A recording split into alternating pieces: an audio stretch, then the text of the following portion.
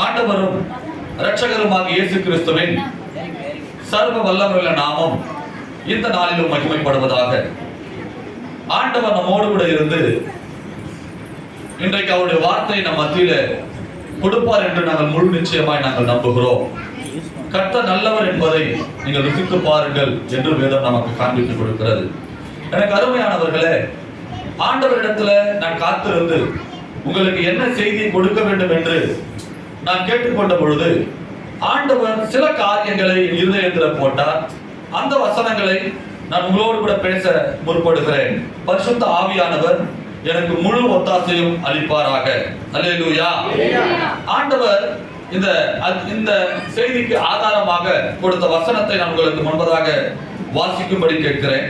ஆதியாகமத்தின் புஸ்தகம் 3ஆம் அதிகாரம் 1வது வாக்கியத்தை ஒருவர் சத்தமாய் வாசிக்கும்படி கேட்டுக்கொள்ளுகிறேன்.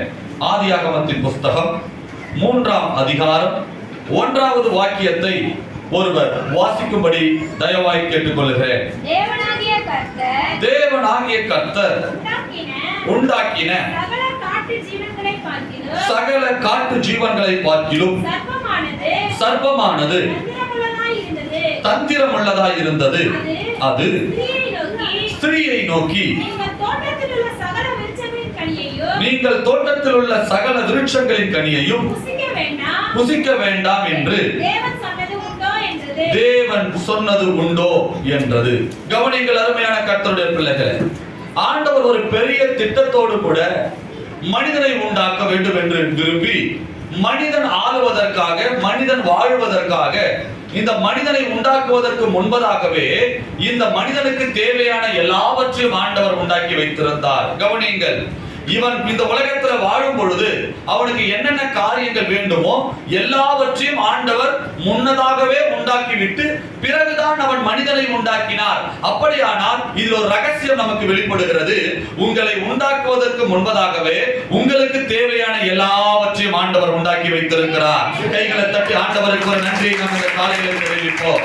எதை ஒன்றையும் இனியே உனக்கு உருவாக்குவதற்கு அல்ல, எல்லாவற்றையும் ஆண்டவர் உங்களுக்கு முன்பதாகவே உருவாக்கி வைத்திருந்தார். அப்படி இந்த ஆதாமுக்கும் ஏவாளுக்கும் ஆண்டவர் எல்லாவற்றையும் உருவாக்கி வைத்திருந்து ஆண்டவர் பகலின் குளிர்ச்சியான வேளையிலே ஆதாமோடும் ஏவாளோடும் பேசும்படியாக ஆண்டவர் அந்த நேரத்தில் உலாவுவார் என்று கர்த்தருடைய வார்த்தை நமக்கு சொல்லுகிறது. கவனிங்கள், எல்லா செய்தியை கவனிங்கள் அருமையானவர்களே.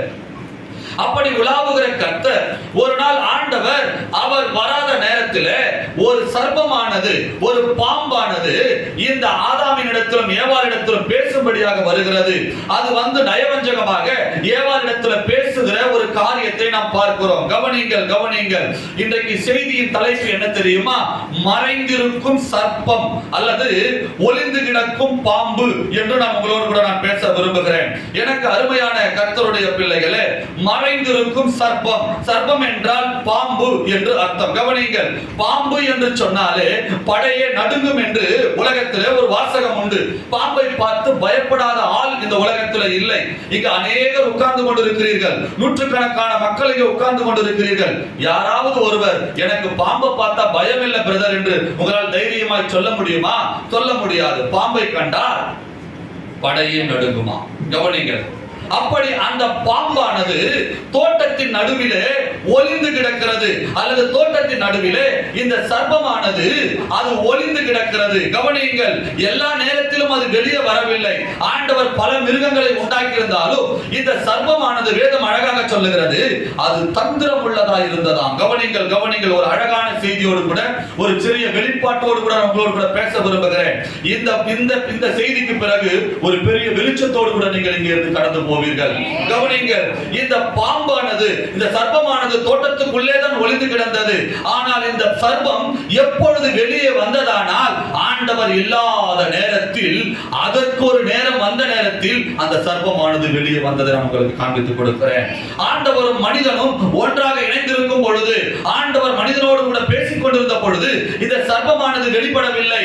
ஆண்டவர் இல்லாத நேரத்திலே இந்த சர்ப்பம் தந்திரமாக, இந்த பாம்பு தந்திரமாக வெளிப்பட்டு ஏவாளிடத்தில் பேசுகிறதை நாம் பார்க்கிறோம். அப்படியானால் இந்த சர்ப்பம் ஏவாளிடத்துல பேசுகிறதற்கு முன்பு வரைக்கும் அந்த ஏதேன் தோட்டத்துக்குள்ளே ஒளிந்து கிடந்திருக்கிறது. ஏதோ ஒரு இடத்துல பதிந்து கொண்டிருக்கிறது. கவனிங்கள், பாம்பு எங்கெல்லாம் இருக்கும் நீங்கள் கொஞ்சம் யோசித்து பாருங்கள். பாம்பு மொசைக் போட்ட தரையிலே அது இருக்காது, சுத்தமான இடங்களிலே அது இருக்காது. எந்த இடத்துல சில கட்டைகளை போட்டு அது அருவருக்கத்தக்க இடமா இருக்கிறதோ அந்த இடங்களிலே பாம்பு பதுங்கி கிடக்கும். கவனிங்கள், ரொம்ப நாளா நீங்கள் எடுக்காத கற்கள் இருக்குமானால் கற்களுக்குள்ளே இந்த பாம்பு பதுங்கி கிடக்கும். ஏதாவது ஒரு பொந்தும் ஓட்டையும் இருக்குமானால் அந்த ஓட்டைக்குள்ளே இந்த பாம்பு ஒளிந்து கிடக்கும். பாம்புடைய தன்மை என்ன தெரியுமா? அது வெளியாக சுற்றுகிறது கிடையாது, அது ஒளிந்து கிடக்கிற தன்மை உடையது. கவனிங்கள், கவனிங்கள் அருமையான கர்த்தருடைய பிள்ளைகளே, பாம்புடைய தன்மை என்ன தெரியுமா? ஒளிந்து கிடக்கிறது. அது ஒளிந்து கிடக்கும். அதற்கு எப்பொழுது இறை தேவையோ, எப்பொழுது அது வெளியே வர வேண்டுமோ அப்பொழுதுதான் அது வெளியே வரும். இப்பொழுது ஒரு இறை அதற்கு தேவை. ஏவாள் என்கின்ற இறை அதற்கு தேவை. ஆதாம் என்கின்ற இறை அதற்கு தேவை. ஆண்டவர் உண்டாக்கின மனிதன் அதற்கு இறையாக தேவை. ஆகையினால் தேவன் இல்லாத நேரத்தில் அந்த பாம்பானது வெளிப்பட்டு அவரோடு கூட பேசுகிறதை நான் உங்களுக்கு தெரியப்படுத்துகிறேன். அல்லேலூயா. கவனிங்கள், என்னோடு கூட செய்தியில வாங்க. கொஞ்சம் ஆழமா இன்றைக்கு நான் உங்களோடு கூட பிரசங்கிக்க விரும்புகிறேன். சில வருடங்களுக்கு முன்பதாக நான் ஆண்டவரை ஏற்றுக்கொள்ளவில்லை. அந்த சமயத்தில் எங்களுக்கு ஒரு ஓட்டு வீடு தான் இருந்தது. அந்த ஓட்டு வீடினுடைய நடு மைய அந்த ரூமுக்குள்ள ஒரு டிவி இருக்கும். அந்த டிவி பேர் சாலிடர் டிவி. எங்க ஊர்ல ஒரு 2-3 பேருடைய வீட்டுல டிவி இருக்கும். அப்பெல்லாம் ஞாயிற்றுக்கிழமை ஆனால் திரள் கூட்டங்கள் இந்த 3 வீடுகளிலையும் இந்த டிவி பார்ப்பதற்காக வருவார்கள். சாலிடர் டிவில டோர் போட்ட அந்த சாலிடர் டிவி இருக்கும். நீங்க பார்த்திருப்பீங்கன்னு நினைக்கிறேன். அது சில நேரத்துல ஓடாது. நம்ம மேல போய் அந்த ஆண்டனாவை திருப்பிட்டு கேட்கணும். இப்ப வருதா பாருங்க, திருப்பணும். அப்படி திருப்பி பார்க்கிற அந்த காலகட்டத்தில் நான் ஞாயிற்றுக்கிழமையில சாப்பாடு சாப்பிட்டு உட்கார்ந்துக்கிட்டு நான் டிவி பார்த்துக்கிட்டு இருக்கிறேன். அப்பெல்லாம் தமிழ் சேனல்கள்லாம் ஒளிபரப்பப்படாது. எப்ப திறந்தாலும் ஹிந்தியில தான் என்ன பேசிக்கிட்டு இருக்கோம். ஏதாவது சாயங்காலத்துல ஒரே ஒரு படம் போடுவாங்க, வெள்ளிக்கிழமை வயலும் வாழும் போடுவாங்க, ஒளியும் போடுவாங்க. இதற்கு தான் போய் உட்கார்ந்து பார்க்கிற நிலை அப்போது ஆண்டவரை ஏற்றுக்கொள்ளாத பொழுது. ஞாயிற்றுக்கிழமையில நான் உட்கார்ந்து பார்த்து கொண்டிருந்த பொழுது என்னுடைய அக்கா என்ன பண்ணா, பக்கத்துல டிவி பக்கத்துல போய் ஏதோ டிவி மேல எடுக்கிறதுக்காக இப்படி போகிறா. போகும்பொழுது எங்க டிவி கீழே நிறைய புக்ஸ், நிறைய சில சாமான்கள்லாம் அந்த டேபிளுக்கு கீழே இருக்கும். அவ போய் அந்த சாமான எடுக்கும் பொழுது நான் உட்கார்ந்து சாப்பிட்டுட்டே இருக்கிறேன். பார்த்தா அவ காலுக்கு முன்னாடி கருப்பா ஒரு பாம்பானது தலையை தூக்கிக்கிட்டு எங்க வீட்டு நடு மையத்துல தலை தூக்கிக்கிட்டு எழும்புது. நான் சாப்பிட்டு இருந்த உடனே நான் எடுத்துட்டு அக்கா பாம்புன உடனே எங்க அக்கா குதிச்சு ஓடி வந்துட்டா. கவனிங்க, பாம்பை பார்க்கல, என்ன பாம்புன்னு தெரியாது. ஒரே ஒரு சத்தம் நான் கொடுத்தேன் பாம்புன்னு, உடனே எகிரி குச்சி ஓடி வந்துட்டா. பாம்புனா கண்டிப்பா எல்லாருக்கும் பயப்பட மாட்டோமா? அங்க போனாலே பயப்படுவோம். அடிச்சு போட்ட பாம்பை பார்த்தாலே பயப்படுவோம். உடனே ஓடி வந்த உடனே நானும் வெளியே வந்துட்டேன், எங்க அக்கா வெளியே வந்துட்டா. என்ன வந்து கேக்குறாங்க, பாம்பு எப்படி இருந்தது, எப்படி நெளிஞ்சிச்சு, எல்லாத்தையும் கேக்குறாங்க. கேட்ட உடனே பக்கத்துல இருக்கிற சில பாம்பு அடிக்கிறவங்க சில பேர் இருப்பாங்க ஊர்ல. அவளை கூப்பிட்ட உடனே வீரனாக பெரிய கொம்பெல்லாம் கொண்டு வந்து பாம்பு அடிக்கிறதுக்காக என்ன பண்ணாங்க, எங்க ஸ்கூல் பேக் எடுத்தாங்க, ஒவ்வொரு சாமானா எடுத்தாங்க, ஒவ்வொரு பொருளா எடுத்துட்டாங்க, எல்லாம் காலி பண்ணிட்டாங்க. எல்லாம் காலி பண்ணாலும் பாம்பை காணும். கவனிங்க, பாம்பை காணும். மறுபடியும் ஒரு முறை எடுத்து வச்ச பொருள் இருக்குதா சொல்லி அதை ஃபுல்லா சர்ச் பண்றாங்க, அதை ஃபுல்லா பாக்குறாங்க. அதுக்குள்ள பாம்பை காணும். என்னையா அது பெரிய பாம்பு நீங்க சொல்றாடே, ஒருவேளை போய் சொல்றியா அப்படின்னு என்ன கேக்குறாங்க. இல்ல நான் உண்மையிலேயே பாம்பை பார்த்தேன் அப்படின்னு சொல்றேன். எல்லாத்தையும் எடுத்துட்டோம், பாம்பை காணும். ஒரு 1/2 மணி நேரம் 3/4 மணி நேரம் அலாசி பார்த்துட்டோம். கடைசியில ஒரு A4 பேப்பர் மாதிரி மடிச்சு கிடந்த பேப்பர் அந்த மூலையில இருந்தது பாருங்க, அத சும்மா திருப்பினாங்க பாருங்க. அந்த பேப்பருக்குள்ள அவ்வளவு பெரிய பாம்பு சுத்தி படுத்துட்டு இருக்கு. கவனிங்க, அந்த பேப்பருக்குள்ள அவ்வளவு பெரிய பாம்பு சுத்தி படுத்துட்டு இருக்குது. உடனே அந்த பாம்பு அடிச்சாங்க. கிட்டத்தட்ட இவ்வளவு பெரிய நல்ல பாம்பு, வெட பாம்பு எல்லாம் அடிச்சு வெளியே தூக்கி போட்டாங்க. கவனிங்க அருமையான கர்த்தருடைய பிள்ளைகளே, அவ்வளோ பெரிய பாம்பு சின்ன பேப்பருக்குள் ஒளிந்து கிடக்கிறது. கவனிக்கணும். அவ்வளோ பெரிய பாம்பு எங்க ஒளிந்து கிடக்கிறது? சின்ன பேப்பருக்குள்ள. பாம்பின் சுபாவம் என்ன தெரியுமா? ஒளிந்து கிடக்கிறது. அல்லேலூயா. பாம்பின் சுபாவமே ஒளிந்து கிடக்கிறது. ஆனால் இந்த ஒளிந்து கிடந்த பாம்பு ஏவாளுக்கும் தெரியாது, ஆதாமுக்கும் தெரியாது. கவனிக்கணும். ஆனால் அவர்கள் இருக்கிற அதே தோட்டத்துக்குள்ளே அந்த பாம்பானது அது ஒளிந்து கிடக்கிறது.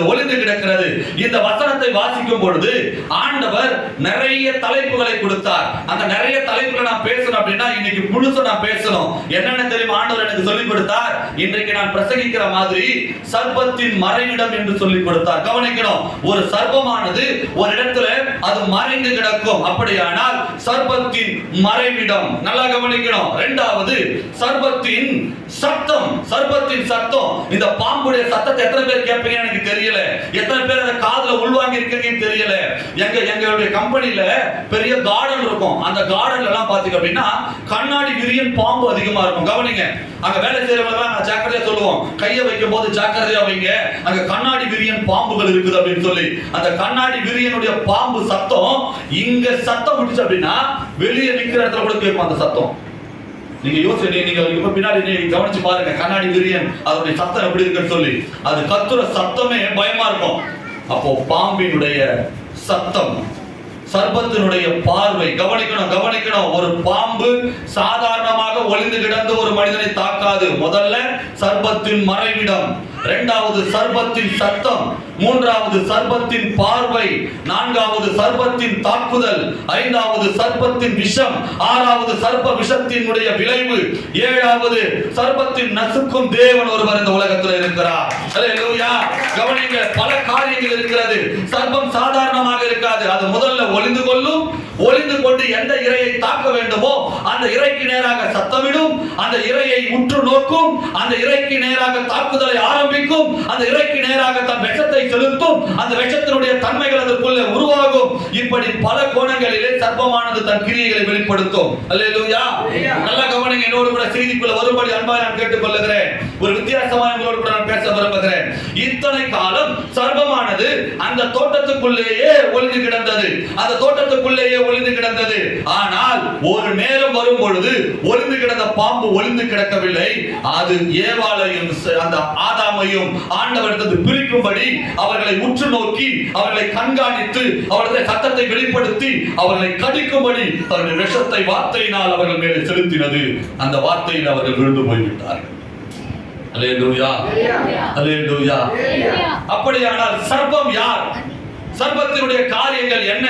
ஏன் ஐயா இந்த காலையில சர்ப்பத்தை பற்றி எங்களோடு கூட பேசுகிறீர்கள், பாம்பினுடைய காரியங்கள் எதற்காக எங்களோடு கூட பேசுகிறீர்கள் என்று நீங்கள் வெளிப்பட்டு என்னோடு கூட கேட்கலாம். நான் தொடர்ந்து செய்திக்குள்ளே கொண்டு போக விரும்புகிறேன். சர்ப்பம் என்பது யாரை குறிக்கிறது, பாம்பு என்பது எத்தகைய காரியங்களை குறிக்கிறது என்பதை பார்த்தால் வெளிப்படுத்தின விசேஷம் 12ஆம் அதிகாரம் 9வது வசனத்துக்கு நேராக நான் உங்களை திருப்புகிறேன். வெளிப்படுத்தின விசேஷம் 2ஆம் அதிகாரம் 9வது வசனம்.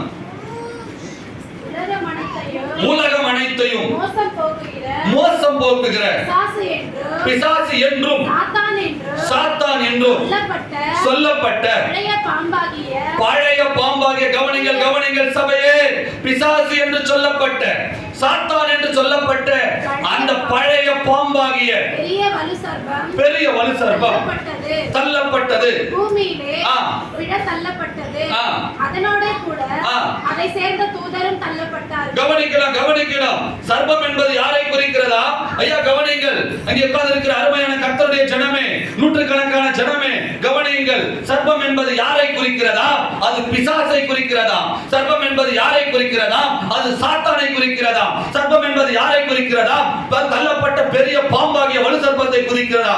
அது மட்டும் அல்ல, அது ஒன்று மட்டும் இந்த உலகத்தில் கிரியை செய்யவில்லை. ஆண்டவர் அவைகளை கீழே தள்ளின பொழுது அந்த சர்ப்பமான சாத்தானும் அவனோடு கூட சேர்ந்த கூட்டத்தாரையும் ஆண்டவர் கீழே தள்ளினார் என்று வேதம் சொல்லுகிறது. அல்லேலூயா. அப்படியானால் ஒரு பாம்பு தள்ளப்படவில்லை. இந்த உலகம் அனைத்திலும் சர்ப்பத்தின் ஆளுகைகளாக இருக்கிறது. கைகளை உயர்த்தி அல்லேலூயா சொல்லுங்களேன். இந்த உலகத்தின் மேல் ஆண்டவர் தள்ளிவிட்டார். சர்ப்பத்தையும் சர்ப்பத்தை சேர்ந்த சாத்தானுடைய கூட்டத்தையும் தள்ளினார். அப்படியானால் நான் 3 காரியங்களோடு உங்களோடு கூட பேசுவேன். சில வேளைகளில் பேசும்போது சர்ப்பம் என்று பேசுவேன், சில வேளைகளில் பேசும்போது பாம்பு என்று பேசுவேன், சில வேளைகளில் பேசும்போது சாத்தான் என்று பேசுவேன். இது 3ஐ பேசினாலும் தள்ளப்பட்ட சாத்தானை மட்டுமே இது குறிக்கிறது. கையை உயர்த்தி அல்லேலூயா சொல்லுங்க. எத்தனை பேருக்கு விளங்குதுங்க நான் பேசுறது? விளங்குற ஒரு அல்லேலூயா சொல்லுங்களேன். இப்போ ஏவாள் இடத்துல பேசுகிறது யார் பேசுகிறார் என்று நீங்கள் சொல்லுவீர்களானால் நான் சந்தோஷப்படுவேன். இப்ப ஏவாள்கிட்ட யார் பேசுறது? யார் பேசுறது? அல்லேலூயா. அவன் எடுத்த உருவம் வேண்டுமானால் வேறா இருக்கலாம், அவன் எடுத்தது சர்ப்பத்தின் உருவமாக இருக்கலாம். ஆனால் அந்த சர்ப்பமான சாத்தான் இப்பொழுது வெளிப்பட்டு ஏவாளை பார்க்கிறான், ஏவாளை வஞ்சிக்க நினைக்கிறான், ஏவாளை தாக்க நினைக்கிறான், ஏவாளுக்கு ஒரு விஷத்தை செலுத்த நினைக்கிறான், ஏவாளை ஆண்டவரை விட்டு வெளியே துரத்தும்படி விரும்புகிறான். கவனிங்கள், கவனிங்கள். எங்க வீட்டுல பார்த்த பாம்பு கடிச்சது அப்படின்னா ஆள் மட்டும் தான் சாவான், உடம்பு தான் சாவான். ஆனால் இந்த வலு சர்ப்பமாகிய பாம்பு கடித்தால் அவனை தேவனை விட்டு பிரித்து விடும், ஆத்மாவை அழித்து விடும், நித்திய நரகத்துக்குள்ளே அவனை கொண்டு போய் சேர்த்து விடும். அல்லேலூயா, அல்லேலூயா. கவனிங்கள் அருமையானவர்களே, இந்த பாம்பானது ஒளிந்து கிடக்கிறது, இந்த சர்ப்பமானது ஒளிந்து கிடக்கிறது. ஏன் அது ஒளிந்து கிடக்க வேண்டும்? கவனிங்கள், கவனிங்கள். சர்ப்பத்தை பார்க்காத வரைக்கும் நமக்கு பயம் கிடையாதுங்க. நான் இப்போ ஒண்ணு கேட்கிறேன், நம்ம உட்கார்ந்துகிட்டு இருக்கிற இந்த பாய்க்கு கீழே ஒரு பாம்பு உட்கார்ந்து படுத்து சுண்டு படுத்துட்டு இருக்குது. நீங்க யாருமே பார்க்காத வரைக்கும் அதுல உட்கார்ந்து இருப்பீங்க. ஒரு பாம்பு உள்ள இருக்குதுன்னா இப்ப இருக்கிற 100 பேர் எல்லாம் வெளியே போயிட்டு இருப்பீங்க, எண்ணெயும் சேர்த்து ஓடி இருக்குமா இல்லையா? காரணம் என்ன? பாம்பு உள்ள. இது பார்த்ததால் நடக்கிற விளைவு. பார்க்காம உள்ள உட்கார்ந்துகிட்டு இருக்குது. கவனிங்க, நீங்கள் பார்த்து அது ஒளிந்திருந்தாலும் பார்க்காமல் ஒளிந்திருந்தாலும் பாம்பு என்பது அப்புறப்படுத்தப்பட வேண்டிய ஒரு விஷயம். எத்தனை பேருக்கு புரியுது எனக்கு தெரியல. புரிஞ்சிருந்தவர் அல்லேலூயா சொல்லிருப்பீங்க சத்தமா. ஐயா, நீங்க பார்த்து நீங்க பார்க்காம அது உள்ள ஒளிஞ்சுக்கிட்டு இருந்தாலும், நீங்க பார்த்து உள்ள ஒளிஞ்சுக்கிட்டு இருந்தாலும் இந்த பாம்பானது வெளியே அனுப்பப்படாத வரைக்கும் நமக்கு சமாதானம் இருக்காது. இந்த பாம்பானது வெளியே போகாத வரைக்கும் நமக்கு நிம்மதி இருக்காது. காரணம் என்ன தெரியுமா? எப்ப பார்த்தாலும் ஒண்ணு போய் உள்ள போகுதுச்சுன்னா நீங்க வீட்டுக்குள்ள இருக்க மாட்டீங்க, வரும்போது போகும்போதெல்லாம் அங்க ஓட்டே பார்ப்பீங்க, சுத்தி சுத்தி எல்லாத்தையும் பார்த்துட்டு இருப்பீங்க. காரணம் என்ன தெரியுமா? பாம்பு மறைந்து கிடக்கிறது. அது மறைஞ்சு கிடக்குது, அது ஒரு பக்கம் போகட்டும், நம்ம ஒரு பக்கம் வாழ்ந்துக்கலாம்னு இருக்க முடியாது. அது எப்பொழுது வேண்டுமானாலும் உங்களையும் என்னையும் தாக்கலாம், எப்பொழுது வேண்டுமானாலும் ஆவிக்குரிய வாழ்க்கையை தாக்கலாம், எப்பொழுது வேண்டுமானாலும் கர்த்தரை விட்டு நம்மை பின்வாங்க வைக்கலாம், எப்பொழுது வேண்டுமானாலும் இந்த பிசாசினுடைய கடியினால் கடிக்கப்பட்டு நம் சாத்தானுக்கு இசைந்து போவதற்கு காரணங்கள் உண்டு, வாய்ப்புகள் உண்டு. அருமையான கர்த்தருடைய பிள்ளைகளே, அருமையான கர்த்தருடைய பிள்ளைகளே, கவனிங்கள், கவனிங்கள். இப்போ நான் அடுத்து நான் சொல்ல போறேன். இது பாம்பு, இந்த உலகத்தினுடைய பாம்பு சில கட்டைகளிடத்துல ஒளிந்து கிடக்கிறது, சில பொந்துக்குள்ள ஒளிந்து கிடக்கிறது, அது அசுத்தமான இடங்களில் ஒளிந்து கிடக்கும் என்று சொன்னேன். இது ஆவிக்குரிய வாழ்க்கையை நான் உங்களுக்கு ஒப்பிட்டு காண்பித்து அந்த சர்ப்பமாகிய சாத்தானுடைய செயல்கள் யாருடைய வாழ்க்கைக்குள்ள ஒளிந்து கிடக்கிறான் என்பதை இன்று காலையில் நான் பிரசங்கிக்க விரும்புகிறேன். அருமையானவர்களை கவனிங்கள். நம்ம எல்லாம் உட்கார்ந்துட்டு இருக்கிறோம், பார்க்காத வரைக்கும் பயம் கிடையாது, பார்க்காத வரைக்கும் நமக்கு எதுவும் தெரியாது. ஆனால் இன்றைக்கு எந்தெந்த ஆவிக்குரிய மனிதனுடைய வாழ்க்கைக்குள்ள இந்த சர்ப்பம் ஒளிந்து கிடக்கிறது என்பதை நான் காண்பிக்க போகிறேன். அவன் ஒளிந்து கிடக்கிறது உண்மையானால் ஏதோ ஒரு நேரத்தில் உன்னை கடிப்பதும் அது உண்மையாக மாறிவிடும். ஏதோ ஒரு காலங்களில் உன்னை என்னை கடிப்பது உண்மையாக மாறிவிடும். நான் இப்ப கேட்கிறேன், என் பாக்கெட்டுக்குள்ளே ஒரு பாம்பனை வச்சுக்கிட்டு சுத்திட்டே இருந்தேன்னா கண்டிப்பா ஒரு நாள் போட்டு தள்ளிடும். புரியுதா? எத்தனை பேருக்கு புரியுது? புரியுதா? பக்கத்துல கையை பிடிச்சு சொல்லுங்க. பாம்பு எங்க ஒளிந்து கிடக்கிறது என்பதை இன்றைக்கு பார்க்கலாம். Praise the Lord. Hallelujah. நிறைய பேருக்கு தெரியல, தெரியாம பாக்கெட்டுக்குள்ள வச்சுக்கிட்டு சுத்துறோம். நிறைய பேர் தெரியாம இடுப்புல கட்டிக்கிட்டு சுத்துறோம். நிறைய பேர் தெரியாமலே வாழ்க்கைக்குள்ள வச்சுக்கிட்டே சுத்துறோம். கொஞ்சம் நான் உங்க ஆவிக்குரிய காரியங்களை அவங்களை கொண்டு போகிற வித்தியாசமா இன்னைக்கு நான் பேச ஆரம்பிக்கிறேன். ஆண்டவர் காண்பித்து கொடுத்தவர்கள் வித்தியாசம். அப்போஸ்தலர் நடவடிக்கைகள் 28ஆம் அதிகாரம் 3வது வசனத்துக்கு நேராக நான் உங்களை திருப்புகிறேன். பாம்பின் சுபாவமே மறைந்திருந்து தாக்குவதுதான். கவனிங்கள். பவுல் சில விறகுகளை வாரி அந்த நெருப்பின் மேல் போடுகையில் ஒரு விரியன் பாம்பு அனல் உரைத்து புறப்பட்டு அவருடைய கையை கவ்விக்கொண்டது. விஷப்பூச்சி கண்டபோது போதும் கவனிங்க.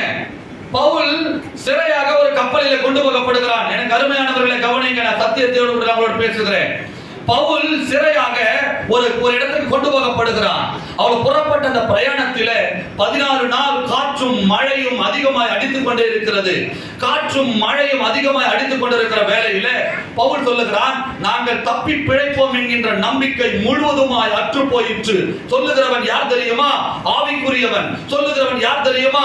இயேசுநாதரை போல் வாழ்ந்தவன். சொல்லுகிறவன் யார் தெரியுமா? இயேசுநாதர் என்று தன் ஜீவனையே படைத்தவன். அவன் சொல்லுகிறான், நாங்கள் பிழைப்போம் என்கின்ற நம்பிக்கை முற்றும் எங்களுக்கு போய்விட்டது. இன்றைக்கும் ஆவிக்குரியவர்களுடைய வாழ்க்கை அசைக்கிறது எது தெரியுமா? சூழ்நிலையும் வருகிற போராட்டங்களும் ஒவ்வொரு ஆவிக்குரிய மனிதனையும் அசைத்து விடுகிறது. நான் இனி பிழைப்பேனா? நான் இனி ஆண்டவருக்காக ஓட முடியுமா என்கின்ற ஒரு கேள்விக்குறியை உண்டாக்கி விடுகிறது. ஆனால் ஒன்று சொல்ல முற்படுகிறேன், கர்த்தர் உனக்கு சொன்னதை செய்யும் அளவும் அவர் கைவிடுவதே இல்லை. நம்முடைய கைகளை தட்டி ஆண்டவருக்கு மகிமையை செலுத்துங்க. எந்த வியாதியோ, எந்த போராட்டமோ, எந்த பிரச்சனையோ கர்த்தர் உனக்கு சொன்னதை செய்யும் வரைக்கும் உன்னை ஒன்றும் செய்ய முடியாது. அருமையான கர்த்தருடைய பிள்ளைகளே, 14 நாள் அவன் சொல்லுகிறான், 14 நாள் நாங்கள் சூரியனை பார்க்கவில்லை, சந்திரனை பார்க்கவில்லை, படும் மோசங்களிலே நாங்கள் சிக்கிக்கொண்டோம், நாங்கள் செத்து போய்விடுவோம் என்று நம்பி நாங்கள் இருதயங்களை கரைந்து போயிற்று. ஆனாலும் 14ஆம் நாள் முடிவிலே ஆண்டவர் எங்களை ஒரு தீவுக்குள்ளே கொண்டு போய் போட்டார். அந்த தீவின் பேர் மெலித்தா. அந்த தீவு பேர் என்ன பேரு? வாய் திறந்து சொல்லுங்க. மெலித்தா என்ற தீவுல கொண்டு போய் போட்டாங்க. கவனிக்கணும், கையெல்லாம் சிலுத்து போச்சு. 14 நாள் தண்ணி குடிக்கல, 14 நாள் சாப்பிடல, உடம்பெல்லாம் போட்டுற ட்ரெஸ் எல்லாம் ஈரமாயிருச்சு. அந்த தீவுல போய் விழுந்த உடனே பவுலுடைய வார்த்தை சொல்லுகிறது, அந்த தீவாரைகளுக்கு பாராட்டின அன்பு கொஞ்சம் அல்ல. எங்களுக்கு வந்திருக்கிற அந்த மழைக்கும் அந்த குளிருக்கும் எங்களுக்கு கொஞ்சம் விறகெல்லாம் வாரி போட்டு அந்த விறகை பத்த வைத்து அதுல ஒரு அனல் உண்டாக்கும்படி எங்களுக்கு தீயிட்டு கொடுத்தாங்க. நாங்க போய் அதுல குளிர் காய்ந்தோம் என்று சொல்லுகிறான். கவனிங்கள், கவனிங்கள், பேசாதீங்க, கவனிங்க, கவனிங்க. இப்போ ஏற்கனவே கொஞ்சம் விறகுகள் போட்டு பவுலுடைய குளிருக்காக அங்க நெருப்பு பத்த வைத்து எரிந்து கொண்டிருக்கிறது. ஆனால் பவுலுக்கு அந்த அனல் பத்தவில்லை. இங்க இருக்கிற ஆவிக்குரியவர்களை கவனிங்க, பவுலுக்கு அந்த அனல் பத்தல. வாய்த்தர சொல்லுங்க, பவுலுக்கு அந்த அனல் போதவில்லை. ஏனென்றால் அவனுக்கு இன்னும் கொஞ்சம் கதகதப்பு தேவைப்படுகிறது. சில வேளைகளில் ஆவிக்குரியவர்கள் இருக்கிற அனல் போதும் என்று நினைக்கிறோம். அந்த அனல் அல்ல, இன்னும் கர்த்தர் உங்களை அனல் மூட்டும்படி விரும்புகிறார். இன்னும் கர்த்தர் உங்களை அனல் மூட்டும்படி விரும்புகிறார். இன்னும் கொஞ்சம் விறகுகளை வாரி போடும்படி விரும்புகிறார். இப்போ எரிகளை பார்த்திலும் அதிகமாக எரியும்படி கர்த்தர் விரும்புகிறார். இப்ப அந்த விறக வாரி போடுறான், அவனுக்கு அனல் தேவை. அந்த அனலோடு அந்த விறக வாரி அந்த நெருப்புல போடும் பொழுது பைபிள் சொல்லுகிறது, அதுக்குள்ளிருந்து ஒரு விரியன் பாம்பு அனல் உரைத்து கொண்டு வெளியே வருகிறது. கவனிங்கள், கவனிங்கள், ஐயா கவனிக்கணும். ஒரு விரியன் பாம்பு. ஆசியா கண்டத்திலேயே விஷம் நிறைந்த பாம்பு எது அப்படின்னா கட்டு விரியன் தான். கவனிங்க, ஆசியா கண்டத்திலேயே நாம் வசிக்கிற இந்த ஏசியா கண்டத்திலேயே மிகுந்த விஷம் நிறைந்த ஒரு பாம்பு எது அப்படின்னா கட்டுவிரியன் பாம்பு தான். அது பகல் நேரங்களிலே வெளியே வராது, இரவு நேரங்களிலே மட்டும்தான் அது வெளியே வரும். அந்த பாம்பு கடிச்சதுன்னா 10 நல்ல பாம்பு விஷத்தை விட மேலான விஷம் கட்டுவிரியன் பாம்பு. ராஜநாகத்துக்கு விஷம் அதிகம் சொல்றாங்க, பட் ராஜநாகம் கடிச்சு இறந்ததாக இதுவரைக்கும் வரலாற்றுல பதிவு பண்ணப்படல. கவனிக்கணும், ராஜநாகம் கடிச்சு ஒருத்தர் இறந்ததாகவோ அது என்ன காரியதாகவோ வரலாற்றுல எந்த சான்றிதழும் கிடையாது. ஆனால் ஆசியா கண்டத்திலேயே மிகவும் விஷம் நிறைந்த ஒரு பாம்பு கட்டு விரியன் பாம்பு. அந்த விரியன் பாம்பு யாருடைய கையை கடித்தது? பவுலுடைய கையை கடித்து விட்டது. கவனிங்கள், கவனிங்கள். இப்போ ஏற்கனவே எரிஞ்சுக்கிட்டு இருந்த அந்த விறகுக்குள்ள அந்த சர்ப்பமானது ஒளிந்து கிடந்தது. ஏன் தெரியுமா? அந்த அனல் பவுலுக்கும் கதகதப்பா இல்ல, பாம்புக்கும் கொஞ்சம் கதகதப்பா. கவனிக்கணும், அந்த அனல் பாம்புக்கும் கதகதப்பா இல்ல. ஹல்லேலூயா. இப்போ பவுல் சில விறகுகளை வாரி அந்த நெருப்புல போடும் பொழுது இப்ப நெருப்பு முன்ன எரிஞ்சதை விட அதிகமா எரியுது. எத்தனை பேருக்கு விளங்குது நான் பேசுறது? எரிந்ததை விட இப்ப என்னவா மாறுது? ஏற்கனவே 10 கட்டை எரியும் போது ஒரு மாதிரி எரியும், கூட 20 கட்டை சேர்ந்தா எப்படி எரியும்? இப்ப அதிகமா எரிஞ்ச உடனே உள்ள படுத்திருக்கிற பாம்புக்கு சூடு தாங்க முடியல. ஹலோ, உள்ள படுத்திருக்கிற பாம்புக்கு சூடு தாங்க முடியல. இப்ப அதிகமா எரிஞ்ச உடனே எரிய உள்ள இருக்கிற பாம்பு இப்ப வெளியே வர ஆரம்பித்து விட்டது. எரிய உள்ள இருக்கிற பாம்பு வெளியே வர ஆரம்பித்து விட்டது. ஐயா கவனிங்க, பாம்பு எங்க ஒளிந்து கிடக்கு தெரியுமா? எந்த இடத்துல அனல் இல்லையோ, எந்த ஆவிக்குரியவன் அனல் இல்லாமல் இருக்கிறானோ, எந்த ஆவிக்குரியவன் அனல் இல்லாமல் வெறுவெறுப்பாய் இருக்கிறானோ, அவனுக்குள்ள இந்த சர்ப்பமானது ஒளிந்து கிடக்கும். கர்த்தருடைய வார்த்தை சொல்லுகிறது, அந்த அனல் பட்டவுடனே உள்ள இருக்கிற பாம்பானது வெளியே வந்துதான்.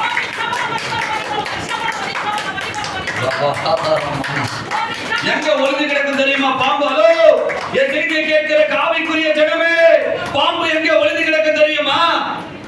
எந்த இடத்துல அனல் இல்லாமல் இருக்கிறதோ, எந்த இடத்துல அனல் எரியாமல் இருக்கிறதோ, எந்த இடத்துல கதகதப்பு மட்டும் இருக்கிறதோ, அந்த இடத்துக்குள்ளே சர்ப்பமானது ஒளிந்து கிடக்கும். இன்னைக்கு சர்ப்பம் எங்க ஒளிந்து கிடக்கு தெரியுமா? ஆவிக்குரிய மனிதர்கள் எங்க ஒளிந்து கிடக்கு தெரியுமா? ஜெபம் இல்லாத ஒரு மனிதனுடைய வாழ்க்கைக்குள்ள சர்ப்பமானது ஒளிந்து கிடக்கும்.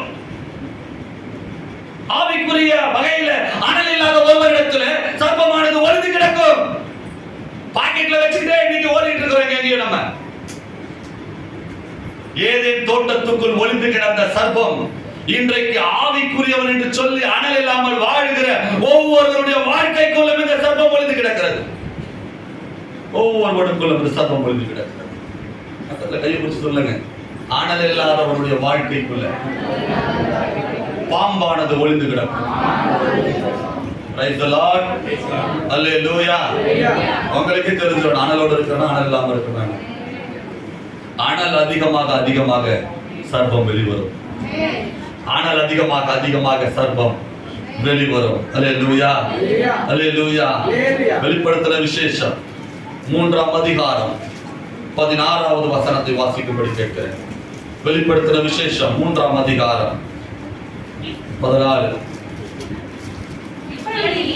இப்படி நீ குளிருமின்றி அனலுமின்றி வெதுவெதுப்பாய் இருக்கிறபடியினால் என் வாயினின்று இது இப்படி சொல்லலாம். இப்படி நீ குளிரும் இல்லாம அனலும் இல்லாமல் இருக்கிறபடியினால் சர்ப்பமானது உனக்குள் ஒளிந்து கிடக்கும். அல்லேலூயா. ஐயா இன்னைக்கு ரகசியத்தை நான் உனக்கு சொல்லி தரேன். சர்ப்பம் நீ போட்டு வீட்டுல வச்சிருக்கிற கட்டையில ஒளிஞ்சு இல்ல. சர்ப்பமான சாத்தான் வேற எங்கேயும் ஒளிஞ்சு இல்ல. இப்ப சர்ப்பமானது எனக்குள்ளவே ஒளிந்து கிடக்கிறானா. எப்பொழுது நான் அனலும் அல்லாமல் குளிரும் அல்லாமல் என் வாழ்க்கைக்குள்ள வாழ்வேன், ஆனால் பிசாசு வெளியே இல்ல, உனக்கும் உள்ளே வந்து விட்டான் என்று வேதம் நமக்கு காண்பித்து கொடுக்கிறது. அல்லேலூயா. அல்லேலூயா. அதனாலதான் ஆண்டவர் சொன்னாரு, அந்த சர்ப்பம் அது மறைந்திருப்பதற்கு ஏற்ற இடமா இருந்தது. லேசா எரியும் பொழுது சர்ப்பத்துக்கும் அனல் படுது, இவனுக்கும் அனல் படுது. ஆனால் ஒரு ஆவிக்குரியவன் நிதானித்து அறிய வேண்டிய விஷயம் என்ன தெரியுமா? இப்பொழுது இருக்கிற அனலால இந்த சர்ப்பத்தை வெளியே கொண்டு வர முடியாது. இன்னும் அனல் என் மேல் போடப்பட்டால் சர்ப்பமானது வெளியே வரும். இன்னும் அக்கினி என் மேல போடப்பட்டால் சர்ப்பமானது வெளியே வரும். இந்த காலையில் ஆண்டவரே நல்லா கையை தட்டி சொல்லுங்க, ஆண்டவரே என் மேல ஒரு அனல், நல்லா கண்ணை மூடி எல்லா வாய்களை திறந்து கேட்பீங்களா? ஆண்டவரே எந்த சர்ப்பம் ஒளிந்து கிடந்தாலும் அவர்களை வெளியே கொண்டு வருகிற ஒரு அனல் இப்பொழுது என் மேல போடப்படுவதா?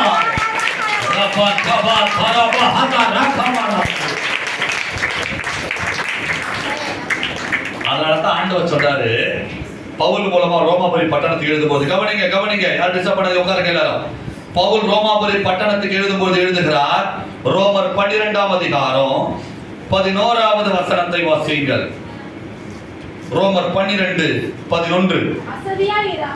அசதியாயிராமல் ஜாக்கிரதையாயிருங்கள், ஆவியிலே அனலாயிருங்கள், கர்த்தருக்கு ஊழியம் செய்யுங்கள்.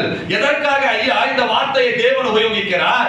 எதற்காக அனலை உன்மேல் போட விரும்புகிறார்? எதற்காக நீ ஊழியம் செய்யும் போது அனலாய் இருக்க வேண்டும் என்று விரும்புகிறார்? எதற்காக ஒரு ஆவிக்குரிய பிள்ளை அனலாய் இருக்க வேண்டும் விரும்புகிறார்? ஆவிக்குரிய மனுஷன் அனலாய் மாற மாற மாற ஒளிந்து கிடக்கிற எல்லா சர்ப்பங்களையும் கர்த்தர் வெளியே கொண்டு வருவார்.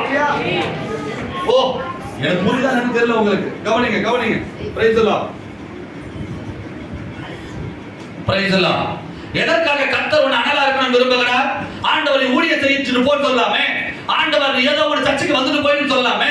ஏன் கர்த்தர் உன்னை அனலா இருக்க விரும்புகிறார்? நீ அனலாய் மாற மாறத்தான் உன் எல்லைக்குள் ஒளிந்து கிடக்கிற சர்ப்பங்களை துரத்த முடியும்.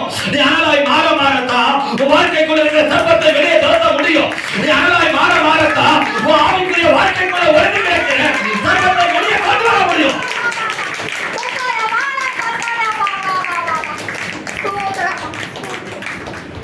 எதற்காக கர்த்தர் அனலா இருக்க சொல்றாரு?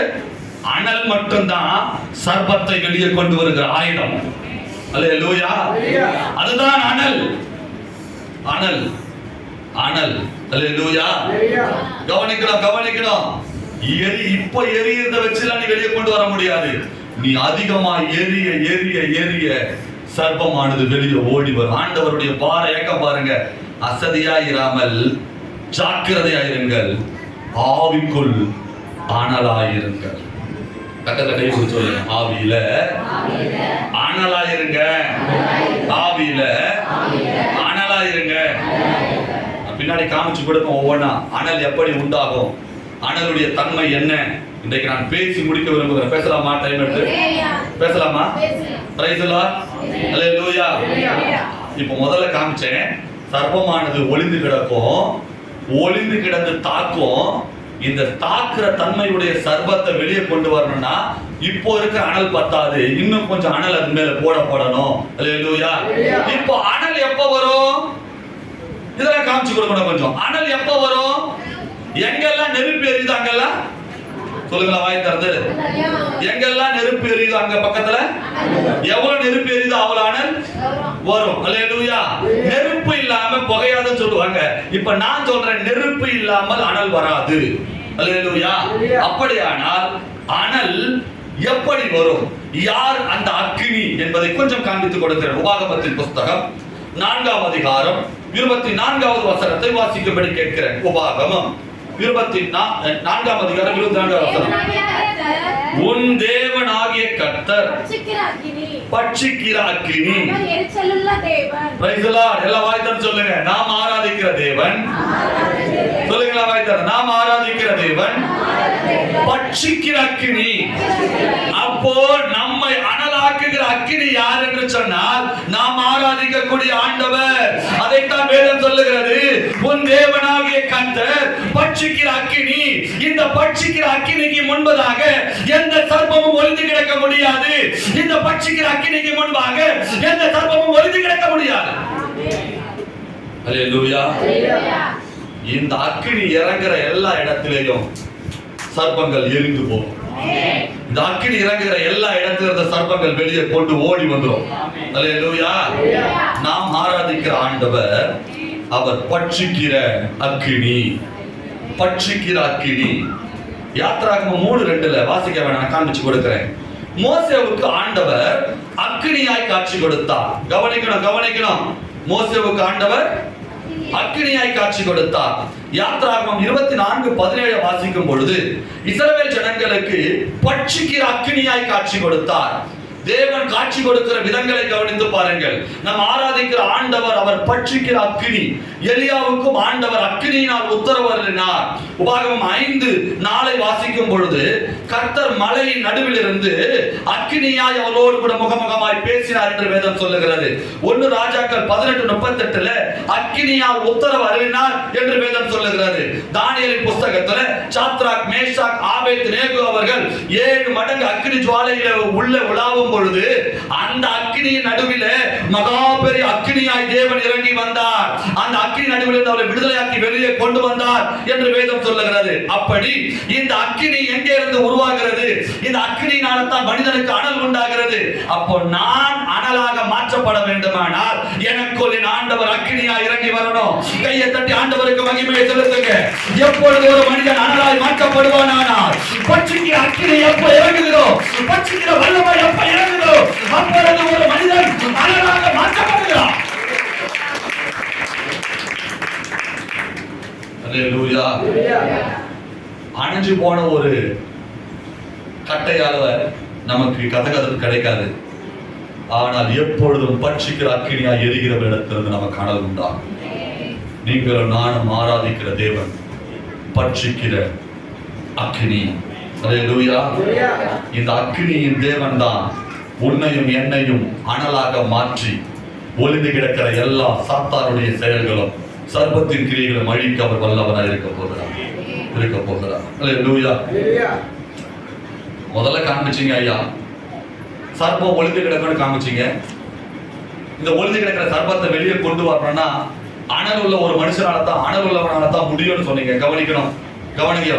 அனல் இருந்தா மட்டும்தான் பிசாசு வெளியே வருவான், சர்ப்பமானது வெளியே வரும் நீங்க சொன்னீங்க.